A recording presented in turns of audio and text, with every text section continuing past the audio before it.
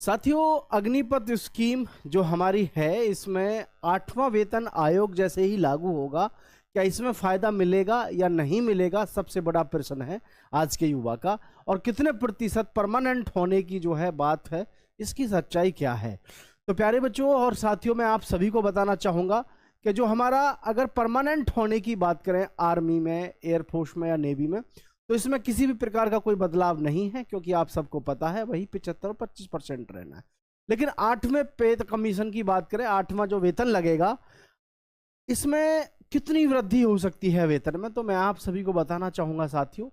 बहुत सारी आप वीडियोस देख रहे होंगे जिसमें आपको लगातार ये बताया जा रहा होगा कि ये एक स्कीम है, यानी अग्निपथ एक स्कीम है, इसमें आपका वेतन नहीं बढ़ेगा। ये लगातार आपको सुनने को और देखने को मिल रहा होगा।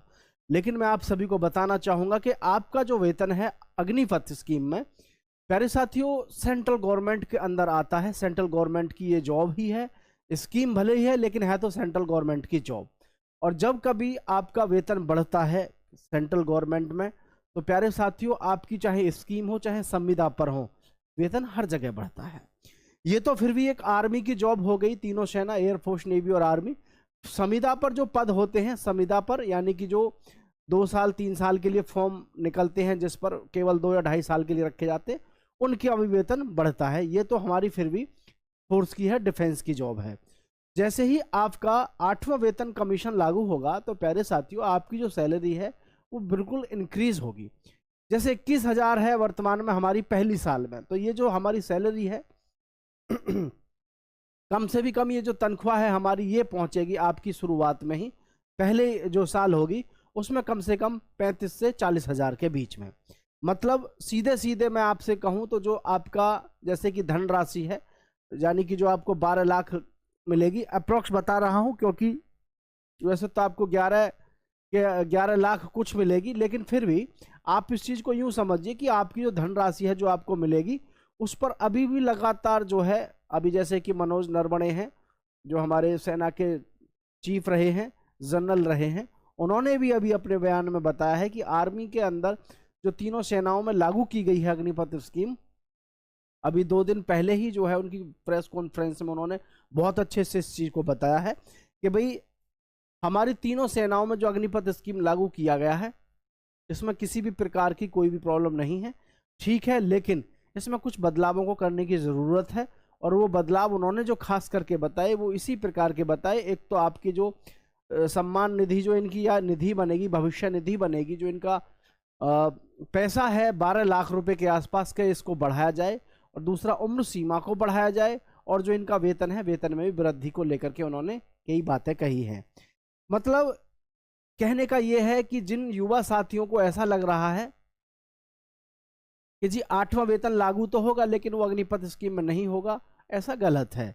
क्योंकि सेंट्रल गवर्नमेंट की कोई भी सर्विस हो, सभी में वेतन जो आयोग होता है वो सेम लागू होता है। तो आपका जो वेतन है इसमें भी बढ़ेगा। आपका जो भविष्य निधि जो अमाउंट है उस पर भी आपको इफेक्ट बड़ा देखने को मिलेगा, क्योंकि फिगमेंट जो लगेगा आपका, वैसे 2 से ऊपर तो अब की बार मुश्किल ही है,